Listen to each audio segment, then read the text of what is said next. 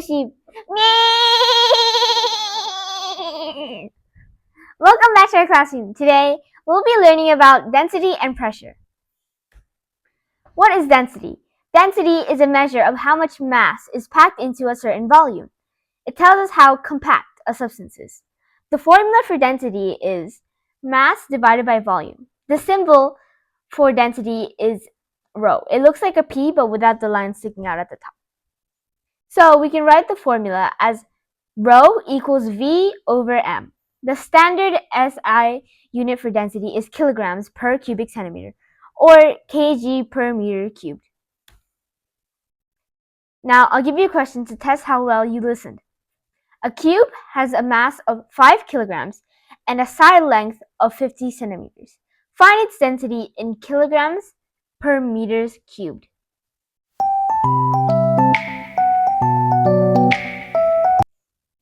Now I'll tell you the steps to answer this question. Step 1. Convert the units. The side length is 50 centimeters. To use SI units, we must convert this to meters. 50 centimeters is 0.5 meters.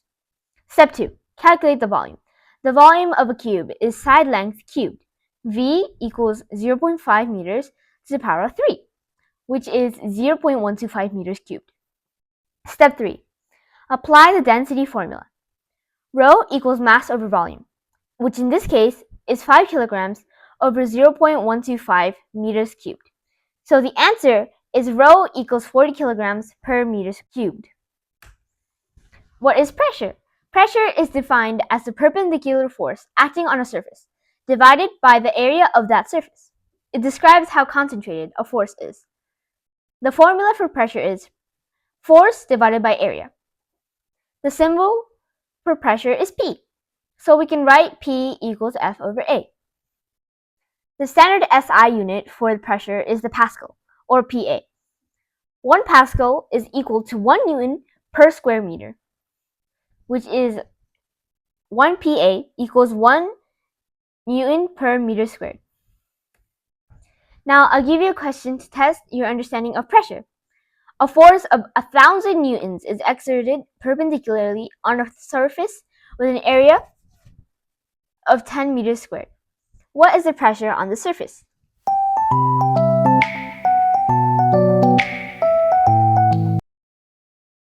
Step 1. Identify the given values. Force, which is F, is 1,000 newtons. Area, A, is 10 meters squared. Step 2. Apply the pressure formula. P equals F over A, which in this scenario is 1,000 newtons over 10 meters squared. So the answer is 100 newton per meter squared, which is 100 pascals. Now I'll teach you about pressure in a fluid.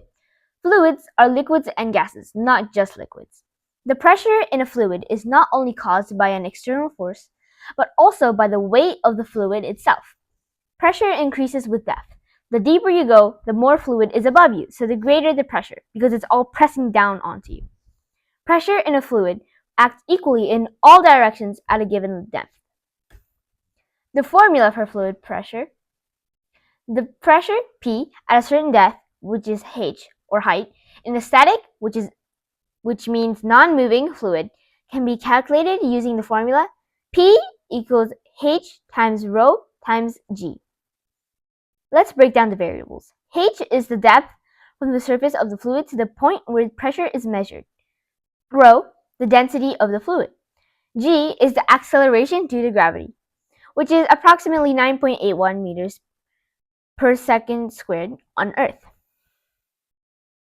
The key concepts of fluid pressure.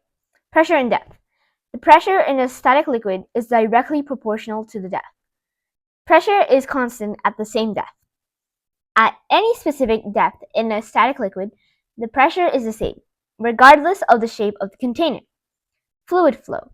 Fluids naturally flow from an area of higher pressure to an area of lower pressure. This is why liquid levels in connected containers try to equalize.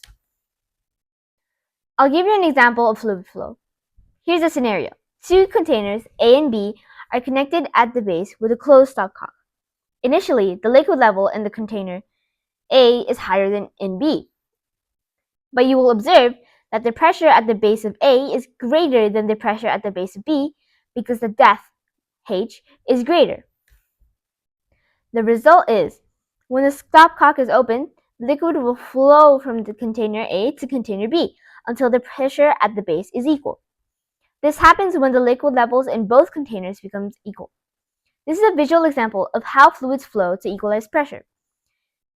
Even if container A would have a higher fluid level than B, if the container is thinner than in B, then the fluid will go from A to B until they're at the same length, same depth. Now I'll tell you about absolute and gauge pressure. Gauge pressure is the pressure caused only by the weight of the fluid above a point. It is what the formula P equals H times rho times G calculates. Atmospheric pressure is P and then ATM, the pressure exerted by the weight of the air molecules in the atmosphere above us. At sea level, this is approximately 101,325 pascals.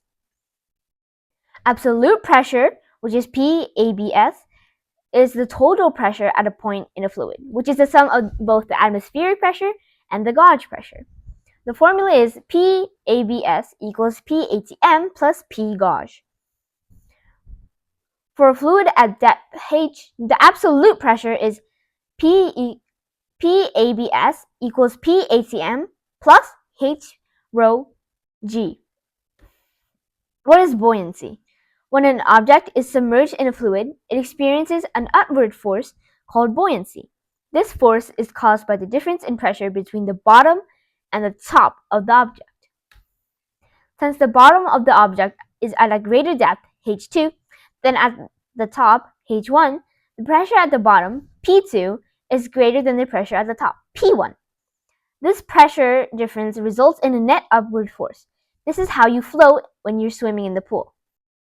An object's fate, floating or sinking, is determined by two main forces: the upward force, the buoyant force from the fluid, and the downward force, the object's own weight. Weight equals mass times gravity. If buoyant force is bigger than the weight, the object will ascend or float. If buoyant force is smaller than the weight, then the object will descend or sink. If buoyant force equals the weight, then the object will remain stationary. It will be in equilibrium. Now I'll tell you the summary and key takeaways that you should remember. Density, which is rho, is mass over volume. Pressure is P equals force over area. Fluid pressure is P equals H times rho times G. Absolute pressure is PABS equals PATM plus H rho G. Buoyancy is an upward force caused by the pressure difference in a fluid. It is what makes an object float. Therefore, the cube will experience a net upward force and will ascend. An object's fate depends on the balance between its weight and the buoyant force acting on it. And that is it for today's video. Please like and subscribe if you learned something new. 3, 2, 1. Me!